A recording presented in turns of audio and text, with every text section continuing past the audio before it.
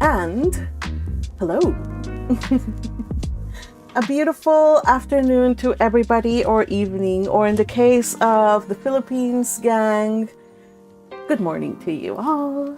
Happy to see you, everybody here. It is, I don't think it's not the first, is this the first live stream we have all year long?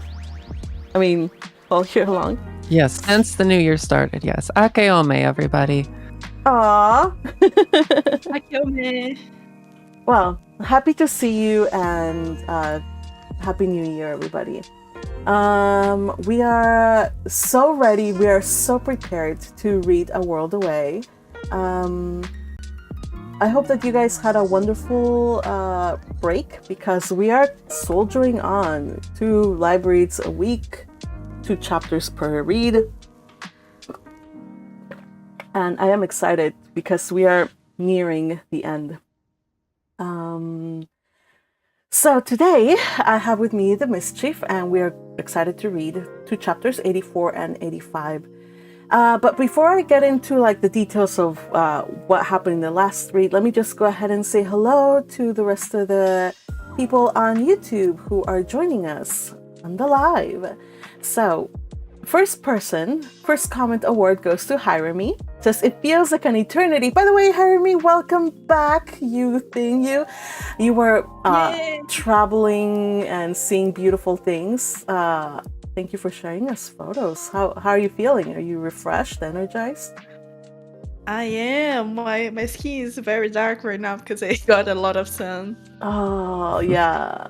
Life in the Southern Hemisphere. Gotta love it. Right now it's plain old summer for you, huh? Ah, so lovely. So I'm glad that you made it back and that you enjoyed it and that you have a wonderful tan, I am assuming. And so everybody else here, I stayed home like I promised I would. Anybody have any interesting stories to tell about their New Year's? I traveled for Christmas a lot the week before, and then I got sick. So I was. It's the 3rd year already in a row in which I am sick on New Year's Eve. Oh. So like that's nice. That's almost like a curse, man. Who did you wrong? Oh my gosh. Oh goodness gracious. All right. So how are you feeling? Are you feeling better now? Hopefully. Yeah. Okay. Yeah, I'm perfect right now. It was Christmas for Ukrainians here, so I had a lot of fun today, and I got here just in time. Oh, Christmas. It's a different calendar, right? Yeah. It's the okay. Yeah. Oh, that's so cool. Oh my gosh, it's 2 Christmases. Yeah, because for Latin America, they go by like this, they have more parties. Today's the last day. It's Reyes Magos Day, so the 3 Wise Men Day. So I don't know if that lines up or if it's because of the Orthodox calendar. I don't know. Does it always fall on January 6th, or how does it work? Do you know? Yeah. I'm Romanian in Romania, and we are on the new calendar, still Orthodox, but on the new calendar, just like the Catholics. But the Ukrainians, which my boyfriend is and his family, is on the old calendar, which is just 2 weeks off. So instead of being on the 25th, it's on the 6th of January. So yeah, so I am celebrating one Christmas with my family and one Christmas with his family, and everyone is happy. Oh my gosh, I would be happy too if I could celebrate Christmas twice. Imagine double the gifts. I hope you're getting double the gifts. But then again, you'd also... you know what? I'm an adult. You know, a lot of gifts. I'm thinking because... so where I work, I'm in charge of a whole bunch of volunteers. And around Christmas time, me, my sister, and some of the people, we get together to work on like some baked goods and gifts, like things for the volunteers. So we stagger because we can't do like mass baking and mass decorating and mass all these things, like to do it just in 1 week. So we stagger it in 4 weeks of December. That's when we're like, okay, so this week is these people's day, so this is when they're gonna get their thankful gifts. So far that's worked. Good. Yeah, I would love to have an extra 2 weeks. Because sometimes like okay, you guys, this is what happened in December. I got sick on, like, I got really sick on what was it, Thanksgiving week, and that threw my schedule off so bad. And to all of you Zents out there listening, I am so sorry. I still have your gifts. I still have I just have to print some stuff, and then I'll send you your gifts. So Teal and Patrick and everybody else who's a Zent tier supporter, I have it, and don't worry, it won't count for this year. I'll send you your 2025 gift too, okay? So I haven't forgotten it. I'm not gonna be like, oh, it's just your Christmas and your birthday present. No. Okay. But yeah, so this week, so this year I got sick at the end of November. I had like massive work schedule. This stuff kept piling up. And so, and then I traveled the first week of December. So I fell behind my volunteer gift giving thing situation. So I had 2 weeks to bake, with my sister, to bake like crazy amounts of cookies and, mini loaves, and then decorate all of them. I burnt myself pretty badly with the hot glue gun at some point, but it was all worth it. We managed to do what we do in 4 weeks in 1 week. So that was stressful. So I wish we could also have that 12 days of Christmas situation, so I could have just been like, hey, Merry Christmas. So yeah, anyway. All right, so that's what's been going on over here. And also, stealthily, while I've been yammering on here, I have been setting up some stuff here in preparation for our read-along. As you guys know, we have been... this is like... I don't even know I forget when exactly we started, what month of the year we started reading this fanfic, but it's been a blast so far. At the end of August. Oh, okay. So the end of August. When I joined. It's been a while. Oh, okay. So this one spurred you on to join. I'm glad. So also, if you guys want to join us and be here and read with us all kinds of fun stuff, please join us on the coffee and on the Discord, and also like and subscribe here and on the main channel. Yes, thank you very much for that timely reminder, everybody. We start with a new year, and I have the goal of 100 new followers for this month. So let's do this. Woohoo! Maybe for this year. I don't know. 100 subscribers at some point in my lifetime. That would be awesome. All right. So let's do this, you guys. Let's talk about 1,000. Nah. You mean 1,000? No, 100 Ko-fi followers would be very good. Yeah. Thank you for clarification. Okay. Yes. This is what happens when I multitask, you guys. I'm doing something on the background, but yes. All right. So let's talk about what happened in the previous read along. That was chapter 82 and 83. 82 was the final farewell. Well, not final, but the farewell. Eckhart finally leaves. They've been prepping for this to happen, but he finally leaves. And then on the next one, we have like a little behind the scenes, kind of an update of what's going on with the Myne situation with regards to her time travel mission and shenanigans. Anything about those 2 chapters that is necessary to like make sure people know, or that they don't skip out on? Yeah, the fact that she gets that Myne gets to the god's realm out of nowhere from the god's perspective with a bloody knife. Mm-hmm. Yeah, remember that, I guess. And a horrified expression. I say remember that because I read it and then like I don't know where I was, but I just moved along. Yes, that is an important thing that happened. Just you don't have to hyper focus on it, but it'll come in eventually.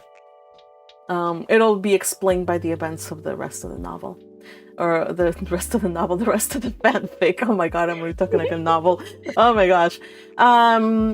So, oh, by the way, I didn't finish saying hello to the people on the chat, but just want to give a shout out to Akihana, who she did a great job with the Hannelor's chapter, and she's asleep. But so Hannelor, Akihana, thank you for everything. Hope you have a sweet dream, and that we see you soon, and enjoy the replay.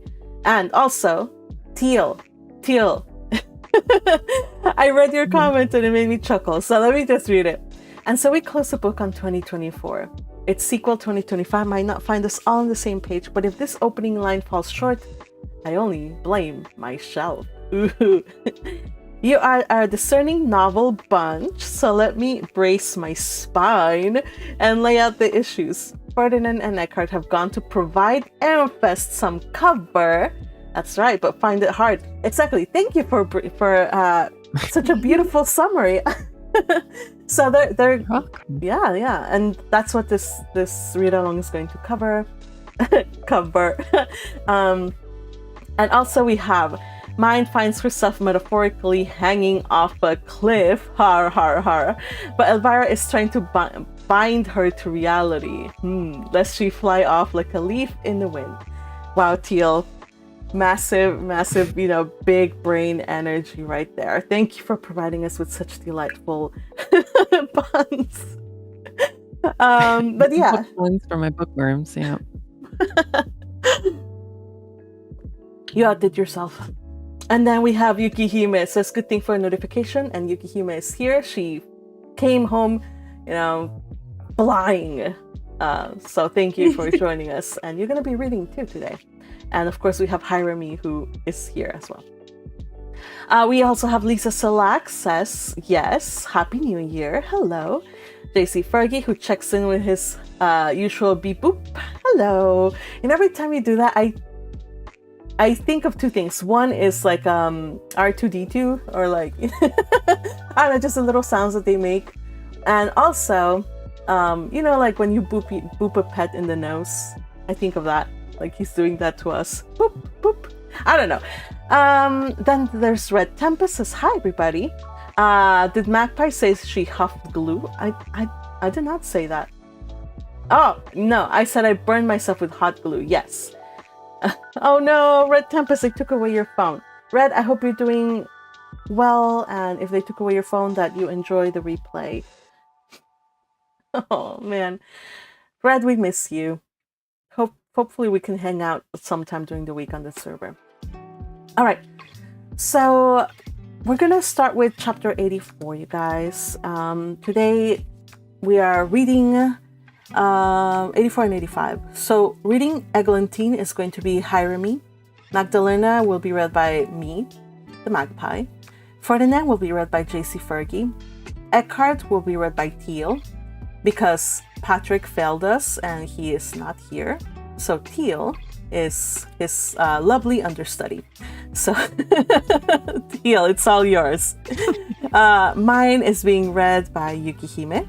Cinnamon Roll is being read by Teal. You'll understand what we mean, Cinnamon Roll.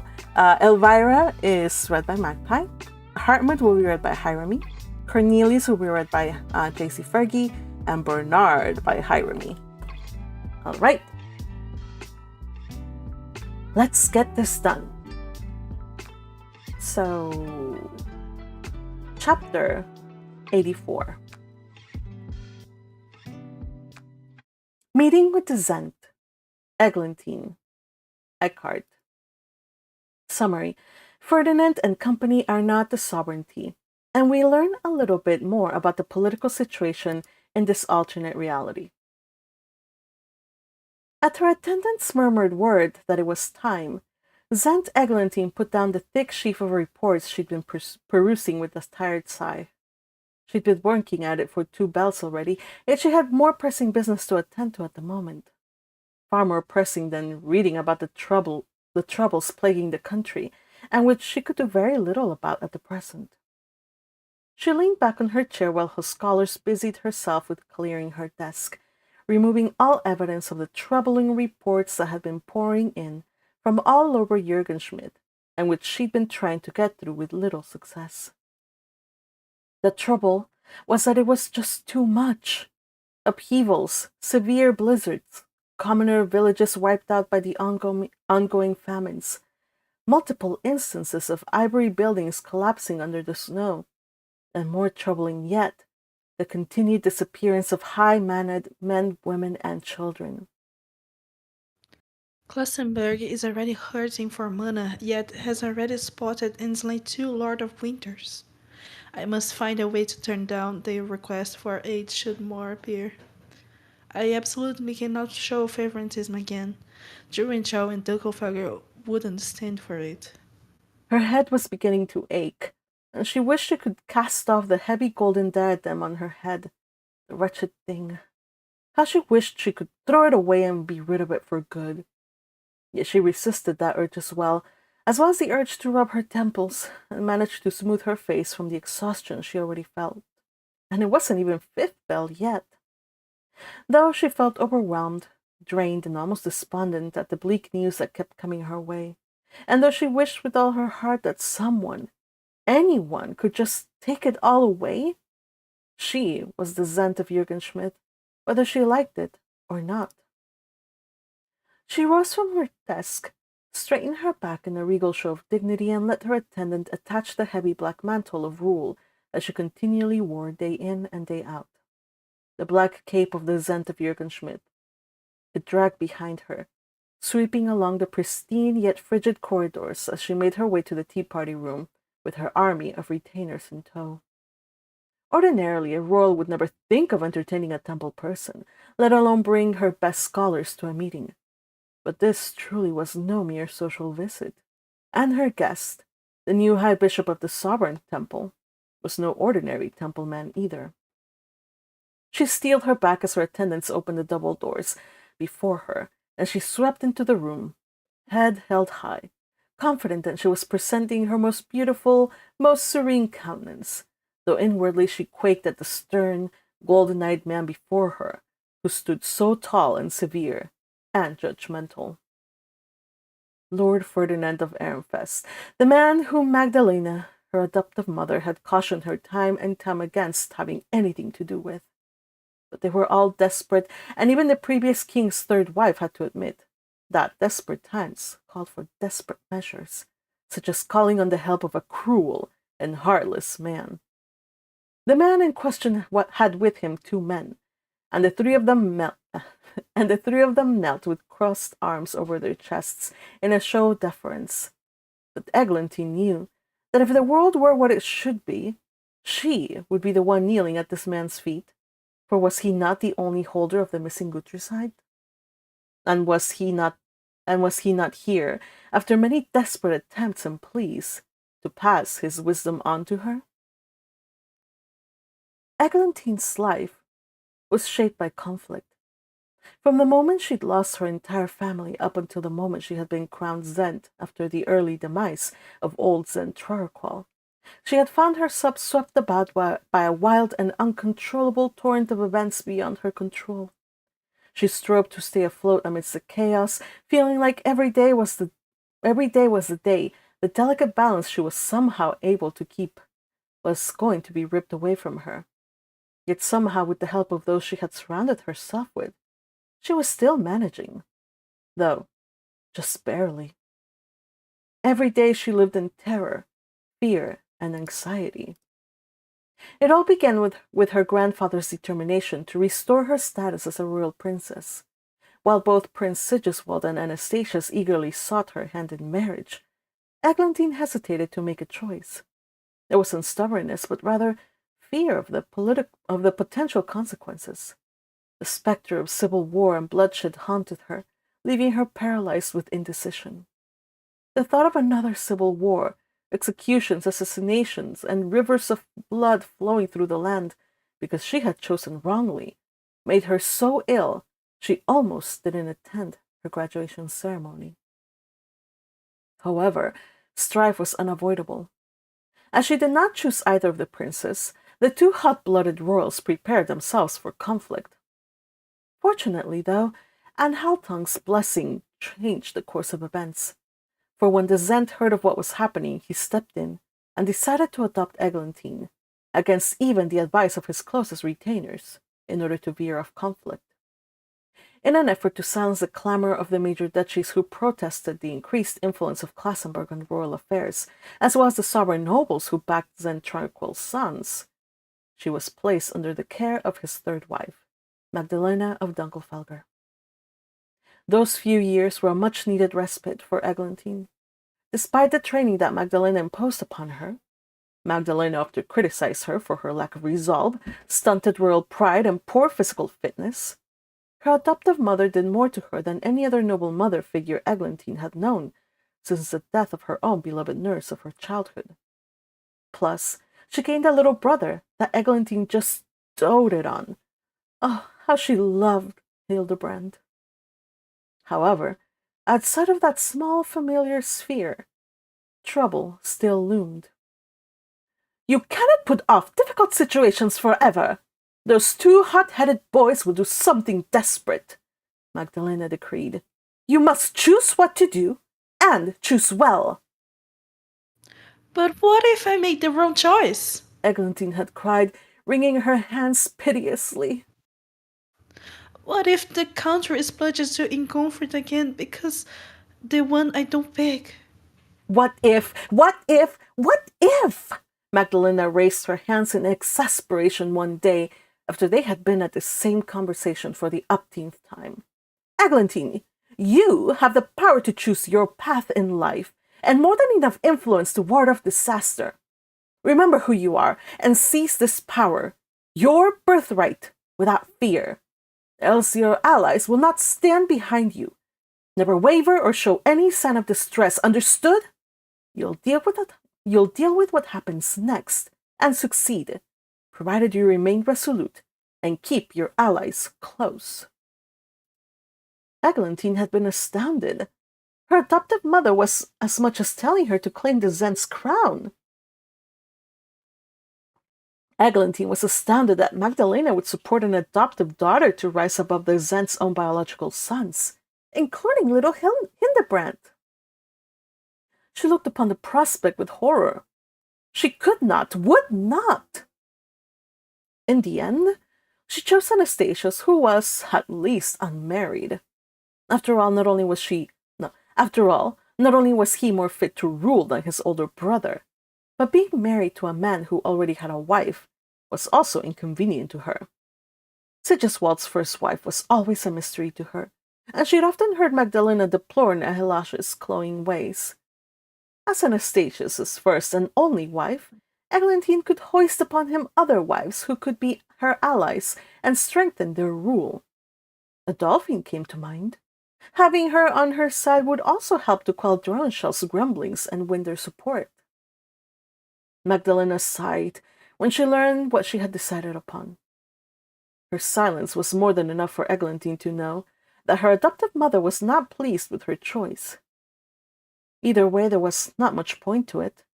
The two princes got involved in a terrible fight, gathering dozens of supporters behind them in a melee that forced the Zent to intervene and pronounced that neither of his sons was worthy for the role and had decreed that Eglantine be the next ruler.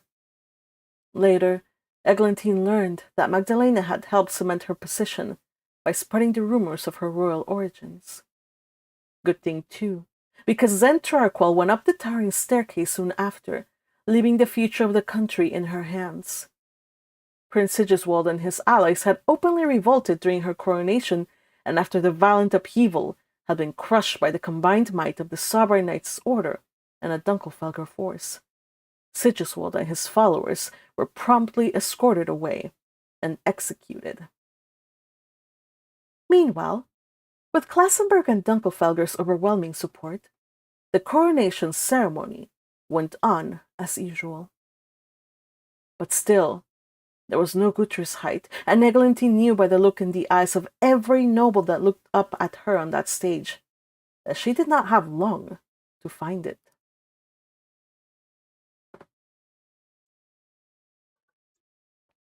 The crystal clear notes of fifth bell chimes were ringing as tea was poured out. Eglantine sipped on her tea, demonstrating that it was safe, and took a bite of the flaky sweets her chefs had prepared.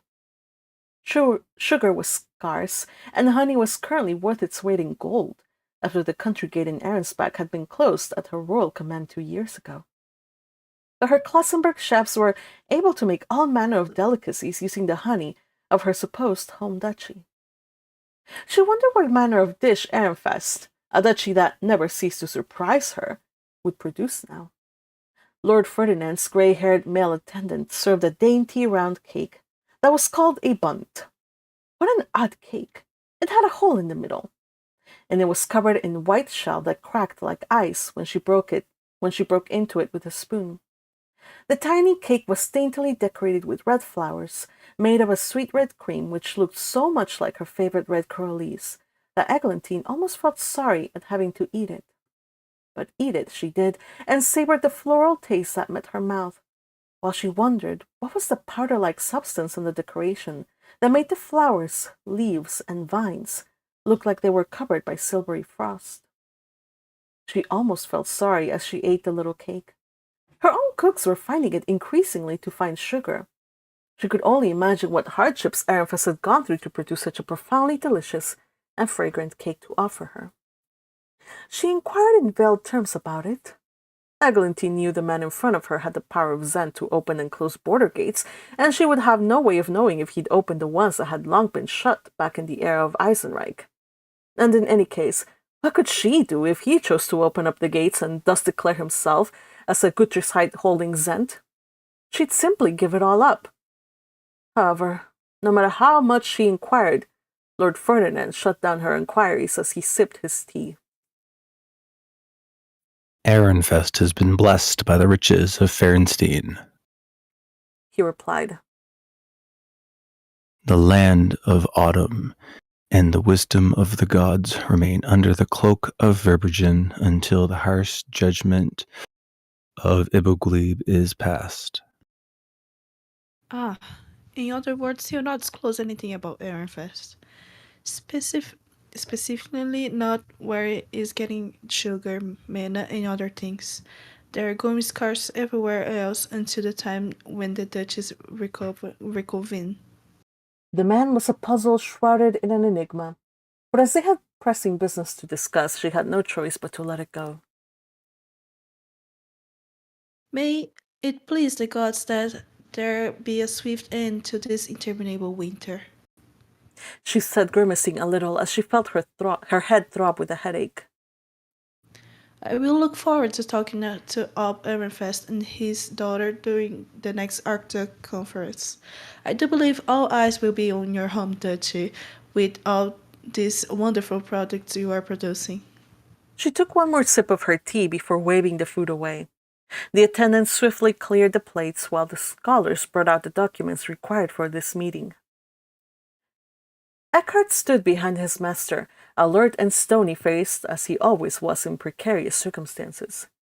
He took in the words of the golden-haired vixen, while inwardly scoffing at the empty pleasantries she spouted. I appreciate your prompt attention to my letter. Zent Eglantine spoke softly and soothingly in a way that made Eckhart think she was trying to disarm, if not beguile, his master. Her bright orange eyes softened as she flattered Lord Ferdinand. We have long heard of the Ehrenfest temple, which you manage, and the reforms that led to your duchy's overwhelming prosperity. Your words honor me, He replied. However, the credit lies entirely with the Ehrenfest archducal family whom I serve. Prince Kosman, and indeed many people with Dukenfeger who attended the Royal Academy, would disagree. I feel I must warn you, however, once I mentioned that the legend legendary Lord Ferdinand was to be the next sovereignty high bishop, Prince Casimir spoke in such a way that made me believe you may receive plenty of invitations to theater in the future. Eckhart wanted to groan, and he knew without even looking at his master's face that Lord Ferdinand's eyebrow must be twitching in irritation. Dunkelfelger men, even those who are supposed to be princes, behave like common rabble the moment dinner is on the line. Thankfully, the golden snake before them gave them a measure of reprieve. Do feel free to decline any such request.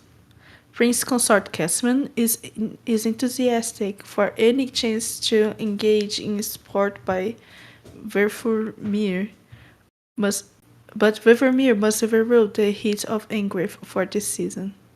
Now, if I may have everyone's turn their backs. There was a collective gasp as she spoke and set down an eavesdrop prevention tool on the table. Every single one of Eckhart's instincts screamed against leaving his master unprotected. Anything could happen while his back was turned. But it seemed his lord was not concerned in the slightest, as he immediately took the proffered tool and quickly glanced over his shoulder at Eckhart as if sensing his unease. Do as she says, he seemed to say in that single look. And Eckhart had no choice but to obey, though he was very unhappy to do so. When he glanced at Eustace, his fellow retainer also grimaced as he turned around. Eustace could read lips, and he was similarly displeased that his chance to gather as much information as necessary using his particular set of skills was being taken from him. Eckhart felt the muscles in his shoulders tighten at the feeling of apprehension. It had only been a few bells, and already he could feel the effects of being so on edge, expecting everyone around them to have some sinister plan or plots to harm his lord. Now that there was no mind to return to, no feminine hands to skillfully soothe the tension of the day away with her shoulder massages and time together, he'd have to once more rely on Erminolde's assistance. Erminolde had been with him since forever, and he was unparalleled, but he was no Myne. No one could take the place that solely belonged to her. She was Eckhart's heart, his home and his refuge. He had left her just this morning, but he already ached to see her and hold her. He wanted her arms around him, holding him tight. He wanted to hear her voice and feel her warmth. Was she at this moment moving into her new home? Was his mother treating her well? Did she have everything she needed? Gods, he'd forgotten what loving someone had felt like. What a sweet, aching torture it was to love, and how being apart physically hurt. Please, gods, let her be safe. He idly fingered the bracelet at his wrist with the insignia of Etringridge, which Myne had given him soon after he had given his name to her, and they had talked about the possibility of having children together. Pray and pour mana into it every chance you get, she said while raising her wrist and showing that she herself was wearing half a dozen similar bracelets on her person. I will also be praying to the goddess, and maybe by the time you return and we try again, we may have earned her favor. This scholar who helped you make these things. Eckhart said as he extended his wrist to Myne for her to tie the charm for him. Was it Hartmut? Myne had looked up, looking a little worried. He assisted me, yes. He explained exactly what he was doing as he brewed one as a demonstration. And Lord Bernard was there too. In fact, Lord Bernard proclaimed the finished charms as outstanding. And after the first demonstration, I gave it a try myself, using the magic tools Eustace gave me for my training. I had to rely on both of my scholars' help to make the one I'm giving you.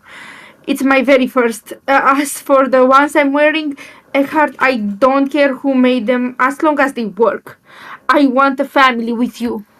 Eckhart hadn't had the heart to say anything more. He knew for sure that Hartmut was contract-bound and was unable to act in a way that harmed Myne on pain of death. So, more than his wariness and suspicion, it was petty jealousy that balked at the thought that the vermilion-haired lord was getting closer to Myne. But Eckhart trusted her, and what was more, he knew without a shadow of a doubt that he had no reason to be worried that her heart would stray. He had been moved that Myne had gifted him her very first creation, and had praised her and thanked her wholeheartedly. They'd immediately put them to good use afterwards. But later, he'd conscripted Eustace's help, and after bribing him with some new ingredients in exchange, Eckhart had not made charms like this in his school days. He had brewed charms for Myne to replace the ones that little snake Hartmut had made. Eckhart only prayed that he'd return to find her safe and sound as soon as he could, and that Zent Eglantine, of whom he did not have a good opinion of, would somehow manage not to embroil his lord in a conflict that would delay their return. He especially hoped that she wouldn't try to poach Lord Ferdinand and add him to her collection of husbands, as she tried to not too long ago. No, it was imperative that Lord Ferdinand return to Ehrenfest as planned. Then Eckhart would be able to return to Myne and live with her and their many children in their new home. All of a sudden, the face of a little girl with blue eyes and dark hair filled his vision. She had a coronet of flowers, and she was running up to him with arms outstretched. Papa! She said, smiling. Behind her was Myne, radiant, glowing, and lovelier than ever in a thin summer dress, the like he'd never seen before.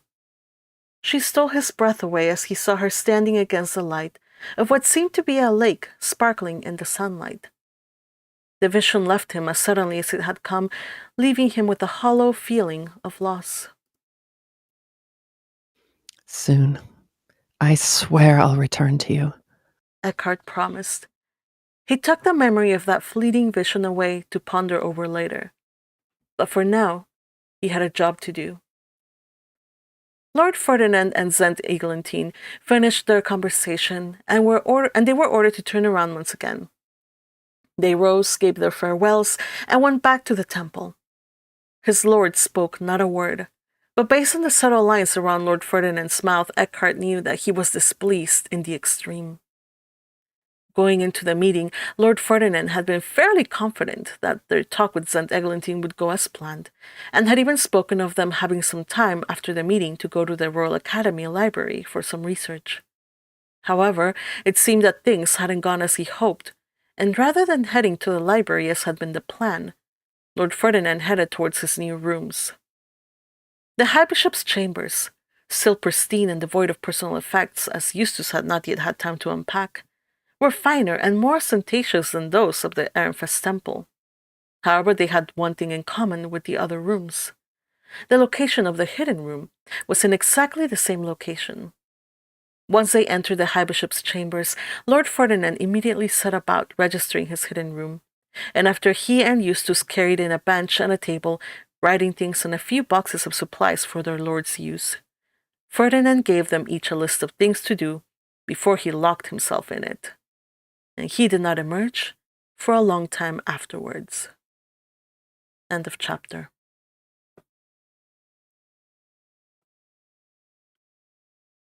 Yeah, that vision better be prophetic, Magpie, I swear. So we got cinnamon roll. Thank you. It's just how he imagines if he has children. He imagines it's gonna be a girl, and that's cinnamon roll. That is so sweet. But Yeah. My heart. Too good, too pure for this world. yeah, but again, there's still a lot of impediments to them having a family. As you guys will remember, there's a wide mana disparity, and there's a lot going on. So who knows if it'll actually happen? We'll see. We'll have to see. Yeah, I think even here in the story, Ferdinand says at some point that he likes that he's the only one that she can sense, or something like that. Yeah. So. Yeah. So I mean, it makes it really difficult for them to have kids. But even if they don't have kids of their own, they can at least adopt a few kids. So I think they're gonna take care of them and love them as if they were their own. So there's no reason why it couldn't be like a prophetic dream. It could be like an adopted little girl. Maybe they adopted a little girl. Yeah, I can totally see Rosamine like in all timelines, not only here, like adopting, maybe devouring orphans, you know? Yeah. Yeah. So we'll see. That would be so cute. And there's a lot of kids that are being like abandoned at the temple, as we talked in a different chapter, because of the mana situation. So yeah, and with Edwigly getting out and about, there's more devouring kids as well, which is in my head canon. With Edwigly's power rising, I feel like there's more devouring kids out there. So I don't know. That's just my head canon, though. Interesting. Yeah, that's interesting. Yeah. So, what do you guys think of the political situation in the sovereignty? Eglantine is a mess. She is, but she well, yeah. Okay, so here's the thing. She didn't want to cause a civil war, so she didn't want to choose, but it almost came to that. It almost did come to that, because these fools were not going to fight over the woman. So then Zent Torqual, he was Zent back in the day, he was like, okay, like, I am not going to preside over 2 civil wars here, so I'm just gonna like demote my stupid sons, and then the only viable heir is going to be Eglantine. So basically that's what happened. He demoted them. I just didn't know if there's a demotion for royals, so I just said like took them out of the running, but basically they were demoted. Okay. Yeah. Branch Makes family, sense. maybe. Yeah, branch family, collaterals. Which of course they wouldn't take very willingly or happily, especially because when it was time for her coronation, as we saw, Sigiswald rose up and tried to take over, but now he was shut down. Fool. Dusty got And dusted. and Anastasius still married her here. Yes. Did I marry her? Uh-huh. Yes. I like the term YouTube. I feel like I can imagine Anastasius being, if Eglantine likes Sigiswald, then okay. But then maybe he heard Sigiswald talking bad about Eglantine, or talking about just taking her for the power, and then he tried to make justice himself. Oh. That's my head. Oh, Ooh, that's interesting. the plot is thickening. It is thickening, huh? Yeah, I guess so of that trio of fools, I think the one I like the best is Anastasia. So I just wanted him to have his girl, even if he has to share it with 4 other men, because she has 5 husbands. So so yeah, he gets to marry her, but he's gonna be one of 4 or 5. And then she wanted to add Ferdinand at some point to her harem. So that's why Eckhart is so angry at her, because he's like, how dare she try to poach my master. He called her a vixen. A vixen, a golden snake. Oh my god. That's so Eckhart. You know what? And then Kazuki Sensei, like, I was trying to figure out ways to like show the same, because around this point, or maybe a little later, but Kazuki Sensei said that of all the people in Bookworm, or at least the main cast, the one that would swear or cuss the most would be Eckhart, and then followed by, but then also Ferdinand, except that Ferdinand doesn't say it, but he definitely thinks it. He yeah. But I was like, okay, so let's put some of Eckhart being that kind of temperament in this chapter. So yeah. I found very cute as well that Eglantine dotes on Hildebrand. Oh yes. I like that too. I thought it was cute, and in my head, Hildebrand develops a crush on Eglantine. Yeah, Oh no. before we knew Hildebrand, everybody was like, "Oh, he's so cute." Oh, He's like, I just want to help One-chan. yeah. Why can't I He marry has a type. One-chan? All right. So yeah, he has a type. I mean, with their society, I think he can marry One-chan. Husband number 6. unless they manage to conscript Ferdinand, then it'll be lucky number 7 then. There you go. Oh man. So Ferdinand does have a fighting chance to become Zent. She really just wants to give it all up, but there's a lot of stuff, like she already has like all these support from Drown Shell, like the big major duchies. So she has Dunkelfelger and Klassenberg, of course. Then there's also Drowenshell, who was through marriage. Let's add Ortwin to this harem, because his father was so quick to sell off his son to the Zent, if you guys will remember. So let's have Ortwin be on this list as well. I don't know, just for fun. You're making me feel sad for Ortwin. What? He's under sovereignty. He has influence and stuff. And then Eglantine can be besties with like Adolphine, and they could visit each other all the time. I don't know. Maybe she made Adolphine a minister. I don't know. I would love it at some point. But no, Adolphine is going to be the ob of her duchy. I mean, I think for Adolphine, this happened to be a very good weave. I'm just saying, Yeah. yeah. And Hildebrand, because he didn't do crimes. And... Right. Crimes of passion. All right. The country really is hopeless. I know, Yukihime, it is hopeless without Rosamine. Fergie points out increasingly blank to find sugar. Difficult. It's difficult to find sugar. So, like I don't know if you guys noticed the little detail about the gate to Lanzenave being closed.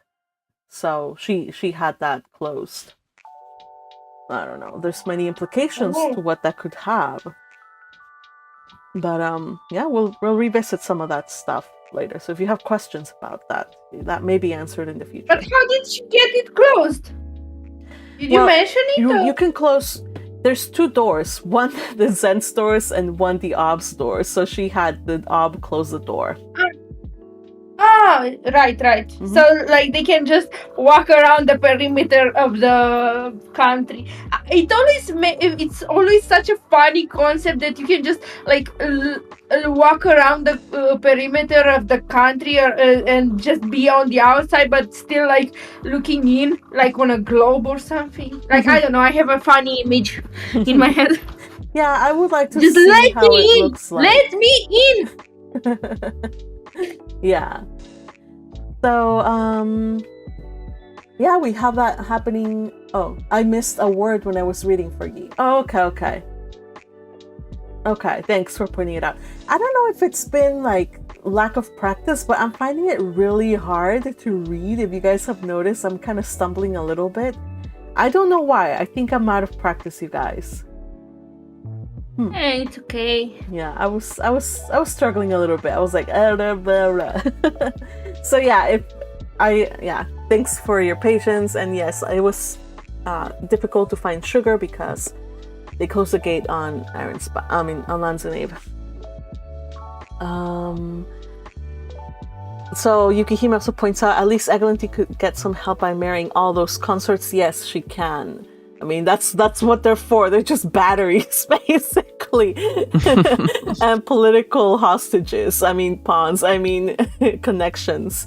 Yeah, do pity Anastasius' heart in this scenario. Yeah, you know what? Yeah, unfortunate for him. But I don't think the same kind of love that blossomed between them blossom, like in canon, blossomed here. Because remember, it took Rosamine's meddling in order for him to open up and tell her like how much he loves her and adores her, and for her to like finally be reached. He wasn't able to do that. He's just himself. So but he still loves her. I know. So yeah, pobrecito. Okay, yeah, but he should be more straightforward. Yeah, that's a tough ask for a noble, right? yeah. And Yukihima asks, I wonder if Eckhart's vision is prophetic. I hope he gets to have days filled with sun and warmth together with Myne and their future children. I hope so too. We'll see what happens. It was just, he just wants to have a family. I mean, that's something that... I don't want to jinx it, but right now it struck with me as a little bit of like red herring, as in, hey, here is like a happy ending that like I'm showing it to you, but you're never gonna see in canon actually. Like, I don't know, it feels like you're just torturing me a little bit here. Like I'm feeling persecuted here. Well, I have to get Kraken to finish this fanfic, and I don't know. Maybe it can happen. Maybe it will happen. Who knows? Just keep on reading. Keep on reading. Read and find out. All right. Do hope. Continue to hope. Maybe I'll dash the hopes, but hoping is a good thing. All right. So that's what's going on so far in the sovereignty. Ferdinand is very pissed off displeased after the conversation with Eglantine. Who knows what was said under the cover of they had anti-eavesdropping devices, so who knows what was said. But we'll cover it in a future chapter, so we'll circle back to it in a little bit. But first, let us return to Ehrenfest and see what's happening, because this is moving day for Myne. So, how is life in the Linkberg estate going on for Myne? Hey. Chapter 85. Hidden Room. Myne. Summary. Eckhart is gone and Myne has moved out of her house and into Lady Elvira's. How is Myne coping with all the changes? Winter set in earnest just after Myne's move to Lady Elvira's house. The Linkberg estate was engulfed by howling winds and endless days of snowstorms, so that they went days and days without seeing the sun. Amidst her studies, when she was alone in the bookroom or in her own chambers, Myne occasionally paused to gaze out the window at the relentless storms outside. The weather seemed very fitting. Eckhart, her own warm, generous, life-giving son, was likewise missing, and Myne felt bereft without him. She yearned for him. She longed for his smile, his touch, and his comforting presence. Some nights, her body's need for him raged beyond her power to control herself. But beyond her own desires, she worried over him. On days when she didn't fall into an exhausted sleep, after staring all day into books and making notes, she'd spent many wakeful nights in bed, thinking about Eckhart and Ferdinand, and wondering how they were doing. Before they had left, she'd had a chance to have a talk with Eustace, and he had intimated how dangerous the political situation was at present in the sovereignty, and how glad he was that Eckhart was joining them, for their master's safety was far from guaranteed. The way he talked of the political situation made Myne think that the sovereignty was a powder keg ready for the slightest spark to blow things up. She prayed to the gods that it wouldn't come to that, and that if it did, that they wouldn't be caught in the melee. Relegated as they were in the temple, they would be safe, right? To escape her worries, she buried herself in her studies, finding solace in the wealth of books available to her. History, religion, magecraft, botany, and zoology, books with all manner of toppings, were welcome to the bookworm who had previously lacked time for reading due to social obligations and business, as well as personal matters. Ironically, she now had her fill of the magic books she had once begged Ferdinand to let her read, following his stern commands to complete them in what, according to what Lord Bernard said, was record time. Written lessons were one thing, practicals were an entirely different matter. Some things came quite easily to her, but others, like drawing magic circles, were frustratingly difficult to her. Darn nobles and their standards. Apparently her glyphs were deemed not beautiful enough. She learned the hard way that this emphasis on precision and beauty were seemingly integral to a circle's efficiency and efficacy. And then, there were the things that stumped her instructor, or instructors, as Lord Hartmut soon joined Lord Bernard in her lessons. One day it was determined that she dye her high beast stone. This she dyed quickly, much to everyone's surprise. But that surprise was nothing to the high beast that she created. In the grand 3-story gathering room, where Lady Elvira had said they could hold the lessons in, Lord Bernard and Lord Hartmut stood dumbfounded as they looked at her rideable, drivable, size-adjustable high beast. What is that? Lord Bernard stammered once he got over his initial shock. Is that a grunt? Why a grunt? Why not a horse, or even a wolf? Myne faltered. She knew it was a red panda, but how to explain it to them was beyond her, especially since she did not want to tell them how she'd gotten the idea from one of the many dreams she'd had, where she'd seen herself countless times riding one such contraption. It's a panda bus. She answered without thinking, the words slipping out of her and demonstrating as she went. You see, with this design, you can load it up with luggage if you want, or if you want to take not just one, but maybe a dozen people around with you. It can be done in safety and comfort because you can also enlarge it. She didn't really know how, but she knew she could do it.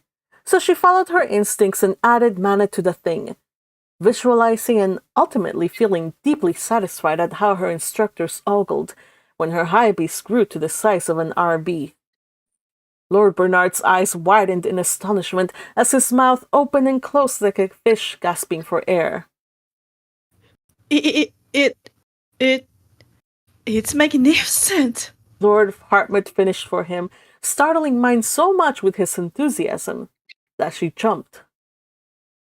What a marvelous idea! Only you have the many capacity and the wisdom to accomplish such a feat. But, my lady, to pass the high beast class, you need to demonstrate that it can take flight, unfortunately without wings. Recalling a memory from her dream world, Myne interjected. Oh, but it can fly. Despite skeptical looks, she confidently boarded her new high beast. And fly it did. Myne soared close to the gold-gilded, coffered ceiling, feeling exhilarated. She probably should have been a little bit more terrified, but she was sure her high beast came with airbags. Besides, just before she hit the ceiling, she swooped down, nose-diving just as if she was in a roller coaster, realizing with a laugh just why Eckhart loved to ride his high beast as he did. Though she was flying indoors, the feeling of freedom was nothing short of exhilarating. Unfortunately, right at that moment, the door to the large room opened and a green-haired young man stepped through. Harmut, they told me you were here. What are you? Oh, I thought that was Fergie for some reason. Oh, yeah. Yeah, me too. Oh well. Sorry. I thought I had both the brothers. No. No, it's fine. You panicked at the end, though. Startled, Cornelius fell backwards as he looked down with a terrified expression at Myne's high beast as it bore down on him. His shock was so great, he caused a commotion which forced Elvira to come and settle her son down. Aside from that unlucky encounter, Myne and Cornelius kept their distance. He was often away training at the knight's barracks, and when he was home, Myne made sure to avoid him by staying in her chambers. avoiding the library and family parlor, and asking her attendants to bring in her meals. Dolores, however, was a different matter. Lady Elvira said that Myne had to learn to win over her rivals, or if not, learn how to get along with them. Dolores, too, it seemed, was tasked with the same assignment, for every time Elvira summoned them for tea time, she showed up, but while she glowered at Myne, she did not otherwise antagonize her, and when she was forced to address her, she did so begrudgingly. At dinner, she directed her conversation solely at Lady Elvira. Despite the woman's efforts to foster harmony, Myne felt little inclination to appease Dolores, considering herself the victim of Dolores' unwarranted hostility. Myne thought that she was doing admirably well for herself in her new life. She didn't allow herself to wallow in loneliness and homesickness as much, though she did miss her own estate, her cozy rooms, her nest of various comforts and delights, and her independence. She didn't even cry in front of Lady Elvira either, though in the privacy of her own chambers she did cry aplenty after she retired to bed, and she felt her loneliness more keenly than ever. In short, she was managing her sadness as best as she could. But a week after living at the Linkbergs, on a certain snowy morning, Myne woke up to the sound of Delia gently placing a vase of flowers next to her bed. She stirred with a soft moan and blinked owlishly at the bright red coralies that filled her eyesight. Coralies, everlasting love. Oh, just like Eckhart to send something so lovely and over the top. But she loved that about him. Oh, I know how lovely it was to wake up with flowers after such terrible dreams. She was now back home in her bed, and Eckhart had, as he did after particularly passionate nights, sent her a gift of flowers.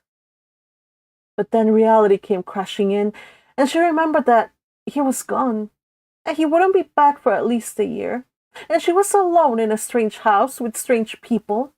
Granted, Lady Elvira was among the most admirable people she knew, but she wasn't family. She didn't feel like family yet. Myne felt a sorrow and a loss so acute that she almost felt like someone had kicked her in the chest, and she doubled over in bed, weeping uncontrollably. The ache of missing him was unbearable. If she had ever had a doubt that she had loved him, then the pain at Eckhart's absence erased any such doubt because of the sight of his flowers, and his foresight in sending them, even after his departure, was so unbearably sweet and thoughtful that she couldn't help but be reminded of his absence and feel that his leaving had left her with a gaping hole where her heart should have been. She was so sad that she wanted to die, and it took a lot of coaxing and comforting from her attendants for her to finally get a grip and get up, bathe, dress, and go downstairs for breakfast. Luckily, that day Dolores had been assigned guard duty, so it was only Myne and Elvira for breakfast. Myne thought she could hide it from her future mother-in-law, but despite her attendant's efforts to bring down the redness and swelling in her eyes, poor Feline had tried but ultimately failed to give the healing that her mistress required. Lady Elvira took one look at Myne and frowned. After breakfast was over, she took Myne's hand in hers and led her back upstairs to her chambers, whereupon she helped her register and create a hidden room for her use. She made the attendants bring in 2 chairs and a table, and afterwards sat down to talk with Myne in private in the hidden room. She gently reminded Myne of the importance of maintaining composure as a noblewoman, and promised an ointment for her puffy eyes. Myne apologized for her weakness, but Lady Myne reassured her with a soft smile. I am not just your teacher. Remember, I am also the mother of the man you will one day marry. I do hope that you may also look upon me as an ally or a friend, if not a mother. Oh, but Lady Elvira, you have done so much for me. Myne cried. I can't even begin to thank you. The green-haired woman shook her head, and gave a wan smile as she leaned forward and took both Myne's hands in hers. I didn't say that to make you feel obliged to me. I truly mean it. Myne, you can tell me everything and anything you need. I have an idea of the kind of sorrow you feel at being torn from your love, but Lord Ferdinand will return in time, if that's what you're worried about. Myne gave a small laugh. No, oh no, that's that's not for whom I cry, Lady Elvira. No? Lady Elvira cocked her head. I was sure that you were in love with him. Desperately so. I know you said that you're fond of my son, but ultimately I thought that it was for Lord Ferdinand's sake that you agreed to become a noble. Despite you and Eckhart getting along so well, I've always wondered, hoped, that you'd come to care for him and love him in the same way. But I do. Lady Elvira looked into Myne's eyes, traces of skepticism in her dark gaze. But aren't you like my son, regarding Lord Ferdinand as supreme and above all others, willing to do anything to ensure his safety? Myne heaved a breath and sagged tiredly. I I care for Ferdinand and I still love him in a way. But what I share with Eckhart, well, it's entirely different. I worry about Ferdinand, yes, but it is not he for whom I am losing sleep over. It's not? Lady Elvira said, perking up. Could it be that Blue Hanfa has begun her dance? Myne, feeling shy, gave only a single nod in confirmation, and Lady Elvira's resulting look of elation and joy was indescribable. Oh! Oh! She said. She stood up, then sat back down, then stood once more and began pacing around the hidden room. Her dark eyes sparkled and her cheeks turned pink in pleasure. Oh, my dear Myne, is it true? Is it? You love my son? Do you truly love my Eckhart? Myne stood and walked over to Lady Elvira. Seeing the woman's look of delight and joy made her eyes turn watery. But these were tears of joy, and as Lady Elvira suddenly swept her in a hug, the two began crying together. Oh, I am so relieved, Lady Elvira murmured. What a happy day! To think that one day you will truly be able to call me mother from the heart. Oh, Myne, you needn't be afraid. Eckhart loves you so much, and I know that you're the only woman in this world who could love him and care for him and understand him. And, oh, what a joyous day! Praise be to Liebeskilf! It took them a while to regain their composure. Elvira eagerly sought every detail of Myne's love story, and while Myne shared as much as she could, she held back certain key facts.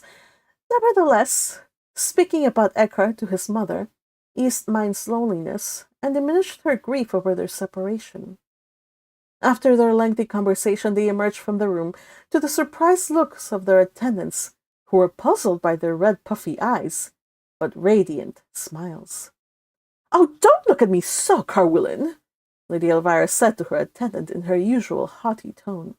Now, let us be off, but call the cook first. Today deserves a celebration, and what a feast we shall have! Myne did not fail to write about all this in her letters to Eckhart.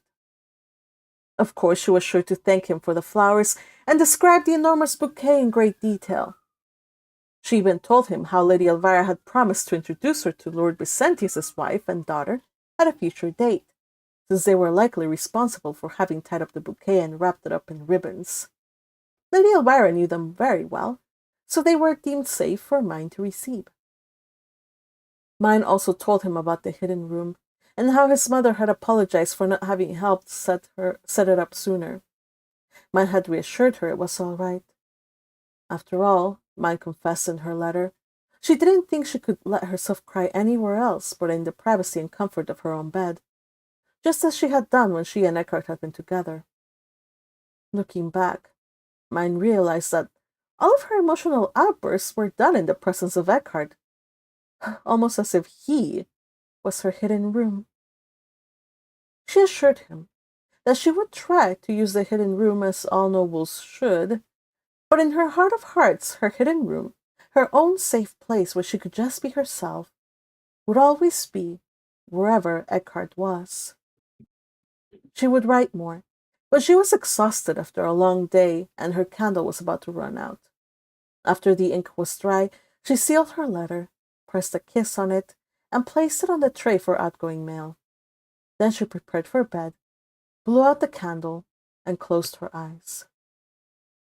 Sleep did not come easily to her, not in a bed that did not feel like her own, and not while the howling wind of winter's tempest raged outside. Without Eckhart holding her close, she could not fall asleep.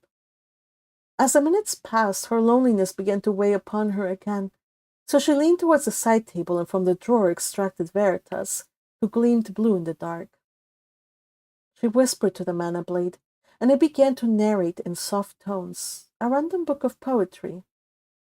Idly fingering one of the charms at her wrist and pouring mana into it, Myne closed her eyes, letting Eckhart's familiar voice and the perfume of the flowers he'd sent weave a cocoon around her to keep all her sadness, longing, and gnawing loneliness away.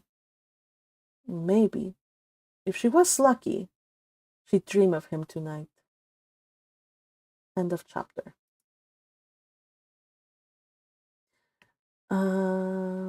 Wow. So here's an interesting note. When I wrote this chapter, this was May 13, 2024.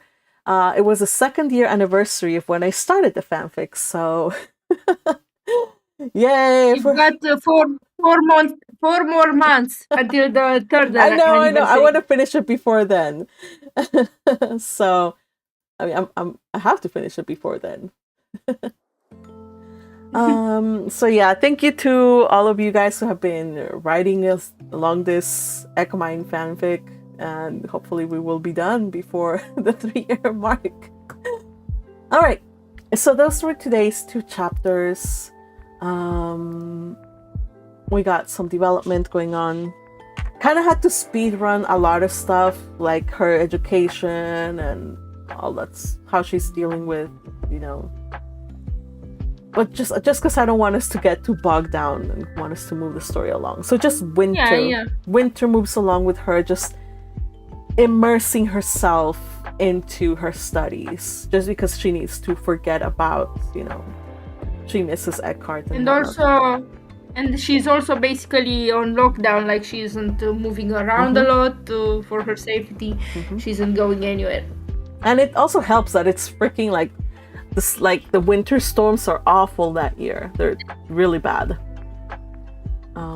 So yes. It's kind of hard to do socializing now.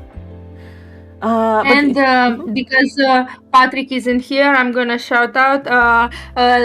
Please like and subscribe if you like this, and please join us on Coffee so you can read and complain and everything. Yes, indeed. I think I see. Yes, Patrick was on the chat. I don't know if he's still watching the live, but Patrick, hello. How are you? We miss you, buddy. Hopefully next time you can join us. Yes, we are still reading. It's kind of a long one. We started at noon, so yeah, we've been over a little over an hour. You guys see, I don't know. I've been struggling with reading today. Like the flow, my voice is not flowing well. The reading is not flowing. But yeah, I survived. We survived. So yeah, one of the things I wanted to point out was Myne creating Lessie, and she didn't go through all the thought process that Canon Rosamine did, because Canon Rosamine did first a little toy, and then Ferdinand was like, no, that's not gonna work. They kind of workshop together. That in this instance, she was like, I've been having all these dreams, and in all of them, when I'm on a high beast, it's on a rideable panda thing. So I'm just gonna make a car, and the car should fly. I mean, why not? It's it's Magic. yeah, it's kind of like a dream world for her. Like it's kind of the same kind of thing that she's drawing from those memories that came to her through dreams. She also calls that part of her dream world. So, I mean, it is kind of her dream world. Oh, happy that you're still here, Patrick. Yeah. And so, she's holding it together, and of course, her first week was okay, but then she remembered about Eckhart when he sent her flowers. He is going to be continuing his tradition of sending flowers once a week. So even though he's away, he did arrange with Lord Vicentius. Yeah. Did he schedule it, or is he corresponding with Lord?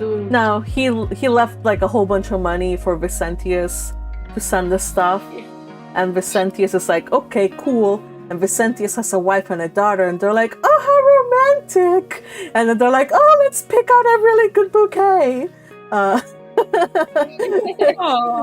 So they're shippers. They love it. So it's Lord Did Vicentius. they also make all the other bouquets? No, that was all Eckhart and Lord Vicentius. Eckhart would go to Lord Vicentius, and he would just go around his greenhouse or whatever. He'd be like, these are nice, let's have those, these are pretty. Of course, he didn't care about the meaning or whatever. So Lord Vicentius was like, no, that has a terrible meaning. He's like, they're pretty. Well, who cares?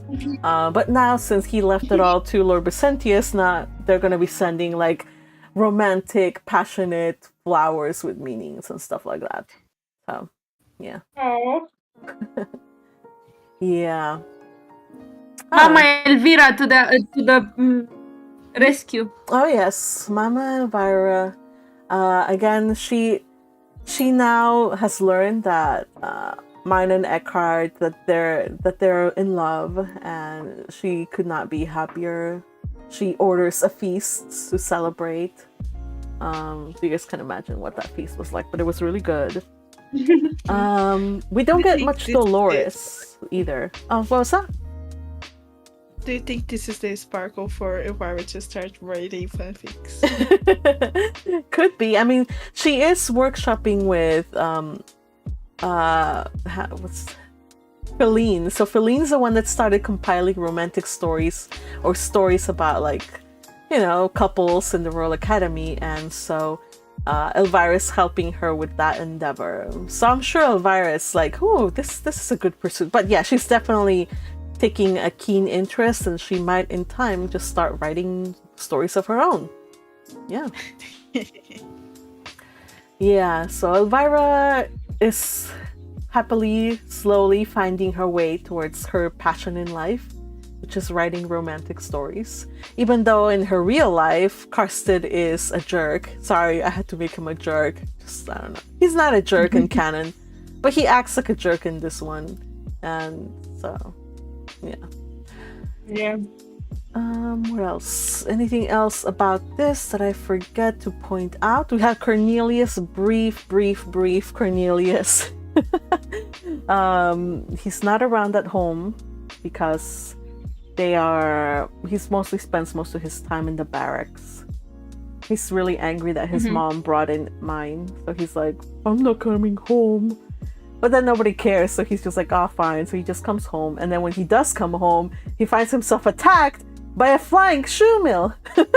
I mean, by a flying gun. So it's kind of like a callback to Frau Larm. Same situation. He also threw a fit. And then we had a little bit. I just kind of wanted to mention some of the characters, including Dolores. We don't get Dolores, but we will get some Dolores in this winter arc. So look for it soon. Expect it soon. It's coming up. I mean, they are living in the same building. They are living in the same. Yeah, they are. Yeah. So far, though, it doesn't seem like there's been any positive interaction. They still are kind of like avoiding each other, which tracks. I wouldn't want to live in a house with Dolores, so. But yeah, anything else before we end this read along? Oh, I like the comments. Yukihime, Eckhart is like her hidden room. Yes, he is her hidden room. If you guys go back, every single time she cries, and she does cry a lot, Eckhart is usually there. So he's her hidden room. Yeah, mhm. I thought that was very sweet how you said it. That he's her safe place, and now he's gone. So hopefully, at least Elvira can compensate at least a little bit. Mhm. And Yeah. Yeah, I like, you guys remember at some point Elvira kind of lost her trust because of the situation at the salon, but Elvira has been trying hard to win over that trust. And at some point Myne was like, oh, like, I'm kind of beginning to open up. But then when Ferdinand's like, yeah, she probably wants you to move into her house so that, you know, you can like, so I had to kind of like put a stop to Karsted's plans to get a third wife. So Myne was like, oh, so she was just, you know, using me, like it's just for political gain or whatever. So she kind of was disappointed. She was hoping that but I think like now, like, she's kind of like seeing like, okay, yeah, like I can trust her and she's a nice person and stuff like that. So she's making up her mind. As somebody pointed out when we read that one, it's like Ferdinand, his worldview is so skewed because all he sees are like potential dangers that kind of rub that off on her. but Myne is capable enough to see past, you know, preconceptions. She's able to see past that. And then I'm glad she is opening up to Elvira, because Elvira really has good intentions and everything. So yeah. Yeah. So next week, oh man, hold on a second. Next read along, sorry. Next read along, I think my AO3 is AO3 working for you guys right now? Because mine's not working. I'm actually struggling with it. I thought it was my problem. No, I'm trying to reload AO3 on my phone and it's not working. No, it's neither for me. Ah, okay. But I have the list here. It's still letting me see the drop down of drop down of chapters. Yeah, the status. Letters Myne and Eckhart. Yeah. Okay.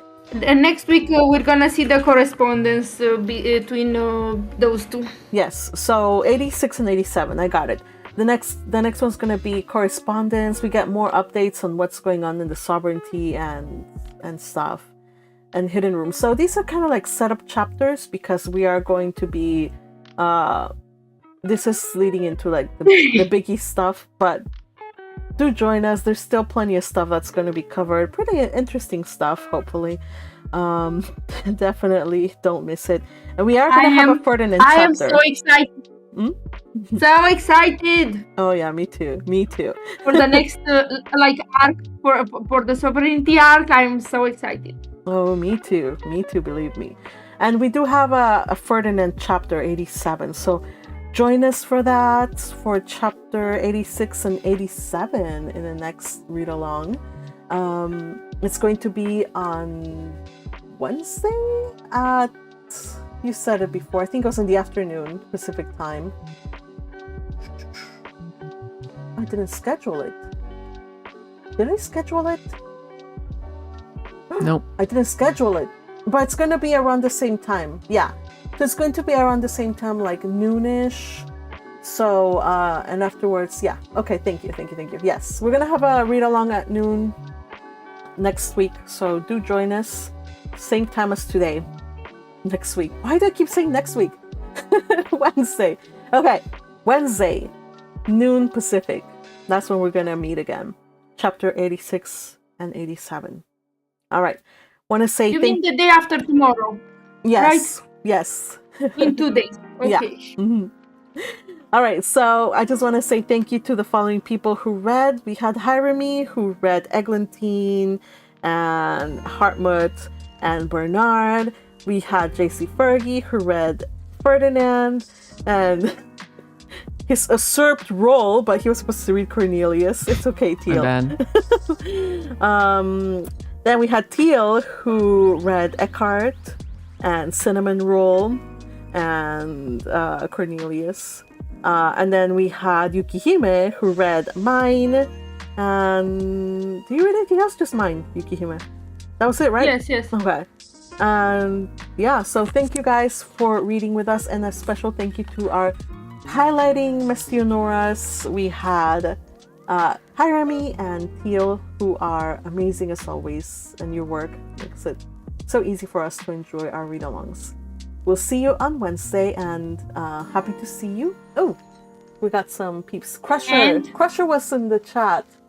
And if you like this and you want to see more, like and subscribe and join us on Coffee, on Discord here. Thank you. Yes. And then Red Tempest got his phone back. Okay. Well, let's head on over to Discord. Maybe we can do something fun. See you in a bit, you guys. And to everybody watching on YouTube live or the replay, thanks for joining us. Here's to a new year full of more read-alongs, you guys. Once we're done with the World Away, we're doing Count of Monte Cristo and other stuff. It'll be great. All right, take care, everybody. Love you, and thanks again for joining me. Bye-bye. Bye. Bye.